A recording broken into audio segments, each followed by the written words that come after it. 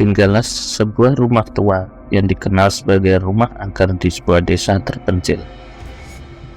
Rumah itu telah kosong selama puluhan tahun, selama pemiliknya yang dulu meninggal secara misterius. Penduduk setempat percaya bahwa rumah itu dihuni oleh roh jahat yang masih meratapi kehidupan masa lalunya. Pada suatu malam yang gelap, sekelompok remaja berani memutuskan untuk menjelajahi rumah angker itu.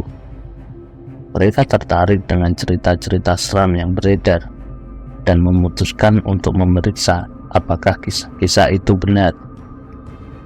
Dan hati-hati mereka memasuki rumah yang dipenuhi oleh debu dan keheningan yang menakutkan.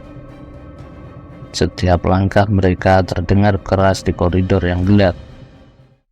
Cahaya bulan yang redup menyinari jendela-jendela yang retak, menciptakan bayangan yang menyeramkan di setiap sudut.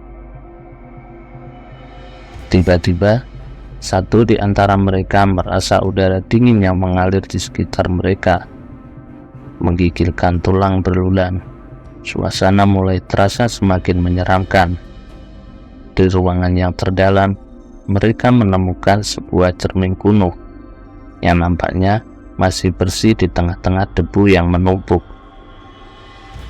Namun, kejanggalan terjadi ketika mereka memperhatikan bahwa bayangan mereka tidak terpantul di cermin itu. Ketakutan mulai merayap di hati mereka. Sesaat kemudian, terdengar suara aneh bergema di dalam rumah. Seakan-akan suara desisan yang datang dari sudut-sudut yang gelap. Tiba-tiba, mereka terperangkap di dalam rumah yang entah bagaimana pintu dan jendelanya terkunci sendiri. Suasana semakin mencekam ketika tiba-tiba terdengar suara langkah kaki yang berat mendekat dari koridor yang gelap. Sekelompok remaja itu saling berpandangan, penuh ketakutan. Mereka tidak tahu apa yang akan terjadi selanjutnya di rumah angker tersebut. Dan pada saat itulah terlihatlah sesosok pocong yang muncul dari bayang-bayang dengan langkah-langkah gaibnya yang perlahan mendekati mereka. Dalam kegelapan yang menyelimuti ruangan, para remaja itu terpaku pada penampakan pocong yang semakin mendekat. Tubuh pocong yang terbungkus kain kafan putih terlihat samar di bawah cahaya redup. Ketakutan mereka mencapai puncaknya saat pocong itu mengambang menuju mereka dengan gerakan yang lambat dan menakutkan. Beberapa di antara mereka berteriak ketakutan, sementara yang lain terdiam membeku tak bergerak. Ketegangan terasa begitu kuat di udara di saat pocong itu hanya beberapa langkah dari mereka. Tiba-tiba, sebuah suara gemuruh menggema di seluruh rumah. Lalu, pocong itu berhenti, seolah-olah mendengarkan sesuatu yang tak terdengar oleh para remaja. Kemudian, dengan tiba-tiba, pocong itu menghilang dengan sekejap. Para remaja itu saling pandang, bingung dengan apa yang baru saja terjadi. Mereka terkejut dan masih dalam keadaan terkejut, namun merasa lega karena ancaman yang muncul tampaknya sudah lenyap. Namun, ketakutan mereka belum berakhir. Suara-suara aneh masih terdengar dari sudut-sudut gelap rumah itu. Tiba-tiba, terdengar suara langkah kaki yang semakin mendekat dari luar koridor. Mereka tersadar bahwa mereka tidak sendirian di rumah itu. Seketika itu juga, pintu ruangan yang tadinya terkunci dengan sendirinya tiba-tiba terbuka lebar, mengungkapkan pemandangan yang menakutkan di luar ruangan. Deretan pocong lainnya yang mengambang di udara sambil mendekati rumah dengan langkah-langkah gaibnya. Para remaja itu panik dan berusaha mencari jalan kabur. Namun, semua pintu dan jendela terlihat tetap terkunci rapat. Mereka merasa seperti terjebak dalam perangkap di dalam rumah angker yang semakin menakutkan. Dengan setiap detik yang berlalu, pocong-pocong itu semakin mendekat dan suasana semakin mencekam.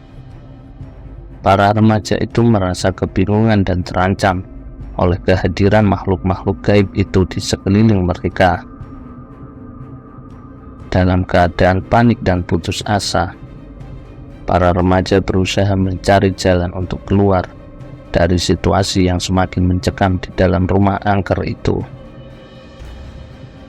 Mereka berusaha membuka setiap pintu dan jendela.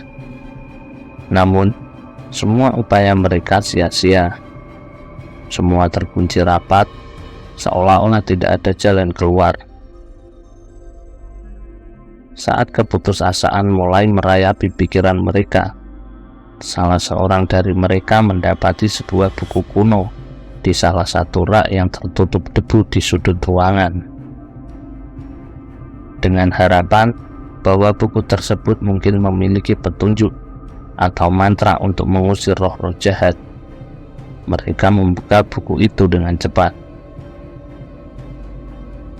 Dalam buku itu terdapat tulisan-tulisan kuno yang sulit dimengerti, tapi terlihat ada beberapa halaman yang berisi tentang cara menghadapi makhluk gaib, terutama pocong.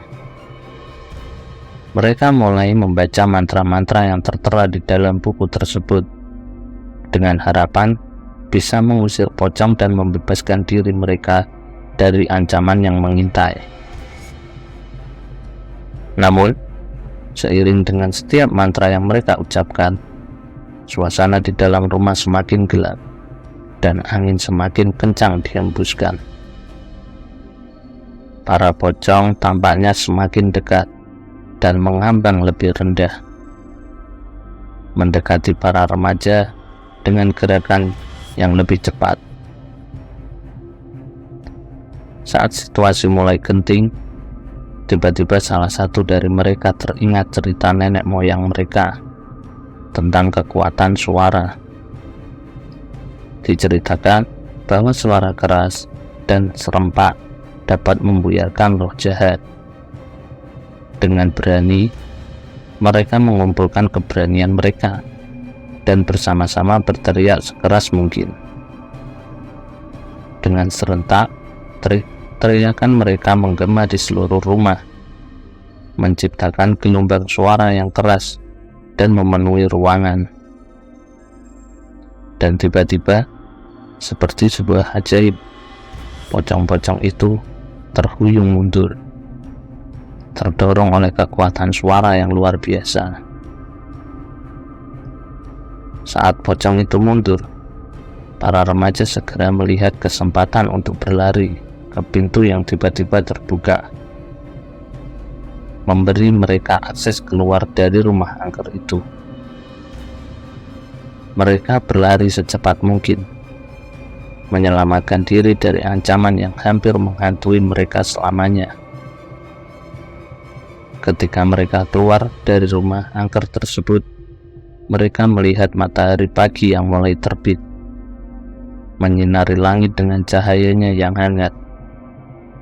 Mereka merasa lega karena berhasil melawan kekuatan gelap yang ada di dalam rumah itu. Namun, meskipun mereka berhasil melarikan diri, pengalaman di rumah angker itu selalu tinggal dalam ingatan mereka sebagai sebuah kisah seram yang menggetarkan jiwa. Terima kasih teman-teman, kalian sudah mendengarkan cerita ini sampai habis. Buat teman-teman yang baru bergabung di channel ini, silahkan klik tombol subscribe dan tombol loncengnya agar kalian tidak ketinggalan cerita-cerita terbaru dari channel ini. Akhir kata, saya undur diri. Saya mohon maaf jika ada kesalahan kata dalam saya bercerita.